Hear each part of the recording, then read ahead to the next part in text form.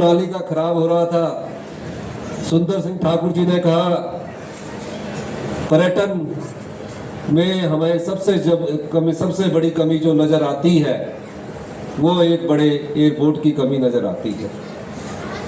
अगर आप थोड़ा सा हमें पैसा दे देंगे तो यह पर्यटक बहुत अधिक संख्या में आएंगे और जितने भी होम स्टे है, जितने भी होटल है, उनको बहुत अधिक रोजगार मिलेगा। हमने चर्चा की है, अब इस बात पर मैं विचार करूंगा कि कैसे एयरपोर्ट को बढ़ाना है। इस दृष्टिकोण से भी हम आगे बढ़ने की सोच सकते हैं। इसके अलावा कुल्लू और मनाली को कैसे, जब बाढ़ आती है, आपदा आती है, तो पूरे देश से ये टूट जाता है। 2023-24 में मैं यहाँ 3 या 4 दिन रहा, मनाली पूरा कटा रहा।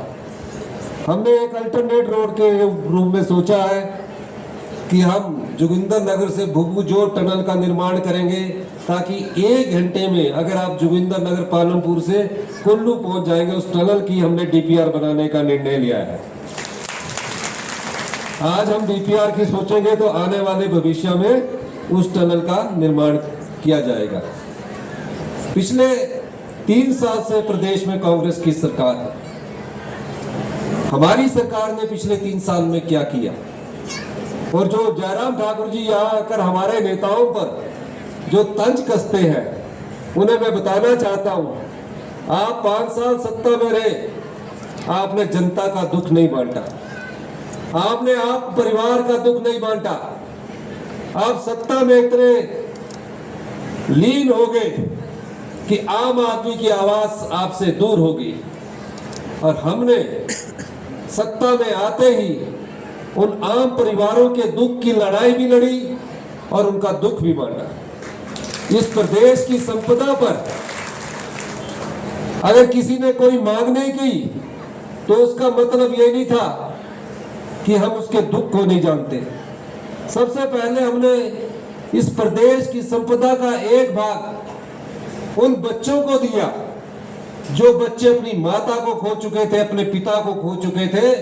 आज वो 6000 बच्चे, जो 6000 बच्चे हैं, 27 साल तक की उम्र में, सरकार ही उनकी माता है, सरकार ही पिता है। उन्हें हिमाचल प्रदेश ने देश का पहला कानून बनाकर उन्हें कानूनी अधिकार दिया।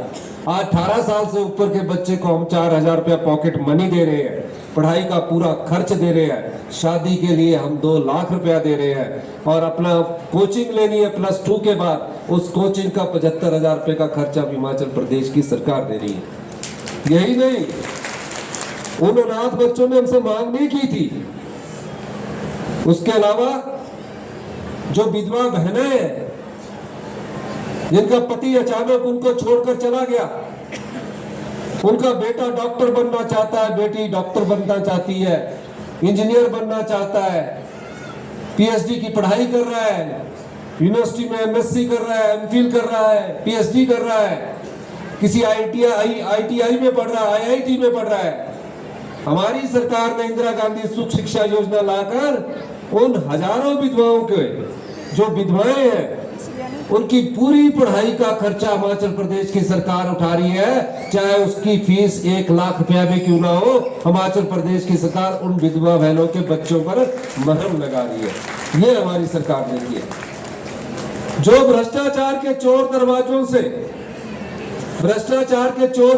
से पिछली भारतीय जनता पार्टी की सरकार ने जनता का 3000 करोड़ रुपया लुटवा दिया। 3000 करोड़ रुपया आपको पता नहीं लगता, आम जनता को, जो सत्ता की कुर्सी में बैठे होते हैं उन्हें पता लगता है। जिसमें 1000 करोड़ रुपए की 1000 करोड़ रुपए की ठेकेदारों को फायदा देने के लिए बिल्डिंगें बना दी, जो प्रदेश में आज खाली है। ये जनता की संपदा को लुटाने का कार्य पिछली भारतीय जनता पार्टी की सरकार ने किया। हमने उस पैसे को लूटने से बचाया। मैंने कहा ये जनता का पैसा है, ये जनता का धन है, ये जनता की संपदा है, इसको ना तो हम लुटने देंगे ना ही लुटाएंगे। जब ये पैसे को लूटने से बचाया गया तो उसका फायदा क्या होता है, आपको मैं बताना चाहता हूं। जब भारतीय जनता पार्टी की सरकार थी तो शिक्षा के क्षेत्र में जो क्वालिटी एजुकेशन है, जो गुणात्मक शिक्षा है, हम पूरे देश में 21वें स्थान पर थे। हमने महत्वपूर्ण फैसले किए। आज हम शिक्षा के क्षेत्र में 21वें स्थान से ऊपर से घटकर 5वें स्थान पर पहुंच गए हैं। आम गांव के बच्चे सरकारी स्कूलों में पढ़ते हैं, आम परिवार के बच्चे सरकारी स्कूलों में पढ़ते हैं। मैं खुद सरकारी स्कूल के में पढ़ा हूं। वहां शिक्षा की कैसी क्वालिटी होनी चाहिए, उस तरफ उस सरकार ने ध्यान नहीं दिया और 21वें स्थान पर पहुंचा कर रख दिया था। यहां आके बात करते हैं कि मनाली के विधायक शाम को नजर नहीं आते। आप तो दिन में नहीं नजर आते थे।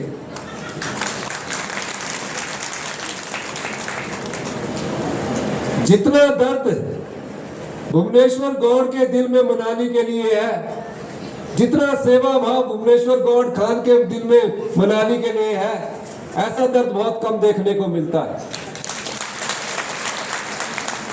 अपनी जेब से जो पैसा खर्च करे वो सेवक होता है। इनकी समय तो दूसरों की जेबों से पैसे निकालने का कार्य भी होता था।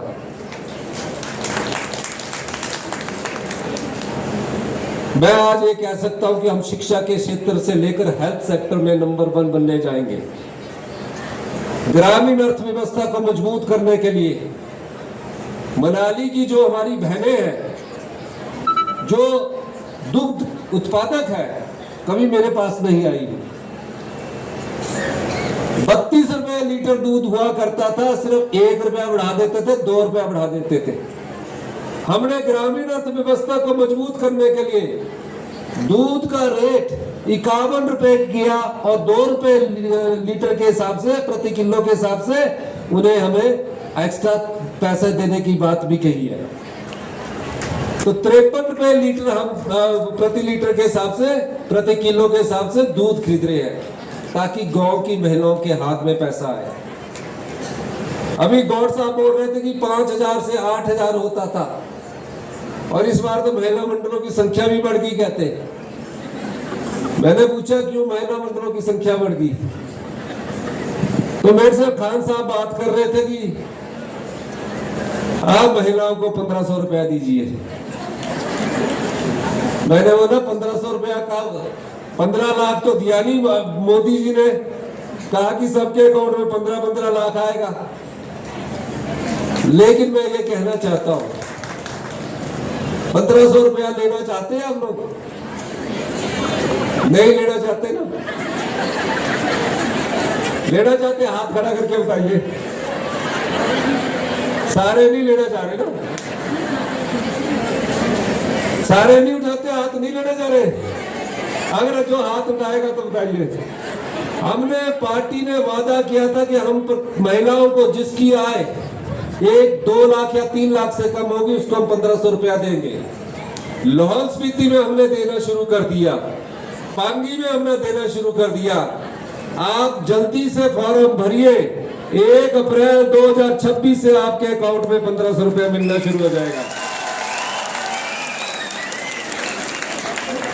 क्षेत्र के लिए कहा है, सुंदर जी पूरे कुल्लू जिला के लिए कहा है।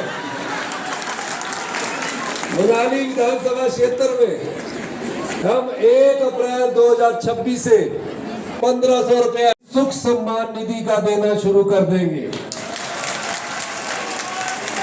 इसके अलावा जो आज महिला मंडल आए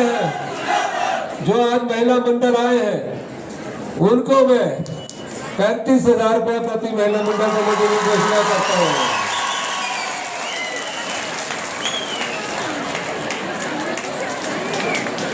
आज मैं आपको महिलाओं के बात बताना चाहता हूं कि महिलाओं के सम्मान के लिए हमने कई योजनाएं लाई है। आज मनाली विधानसभा क्षेत्र को, सिर्फ मनाली विधानसभा क्षेत्र को से मनाली के साथ लाहौल स्पीति तो लगता था, वहां हमने 1500 दे दिए। तो मैंने कहा कि 7 वाले विधानसभा क्षेत्र को भी दे दिए जाए। और बार बार भुवनेश्वर गौड़ जी मेरे पास आके कहते थे कि 1500 कब देंगे, मेरे पास महिलाएं आती है। तो भुवनेश्वर गौड़ जी ने बार बार जब मुझे बोला तो मैंने कहा ये सही समय है। अभी सुबह फोन कर रहे थे कि आप आ जाओ, या वहीं से ऑनलाइन से 1500 रुपये देने की भी बात करना है।